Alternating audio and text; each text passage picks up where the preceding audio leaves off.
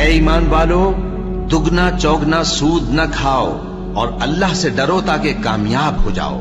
اور دوزخ کی آگ سے بچو جو کافروں کے لیے تیار کی گئی ہے،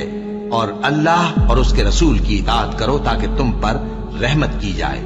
اور اپنے پروردگار کی بخشش اور اس بہشت کی طرف لپکو جس کا عرض آسمان اور زمین کے برابر ہے، اور جو پرہیزگاروں کے لیے تیار کی گئی ہے، جو آسودگی اور تنگی میں اپنا مال اللہ کی راہ میں خرچ کرتے ہیں اور غصے کو روکتے اور لوگوں کے قصور معاف کرتے ہیں،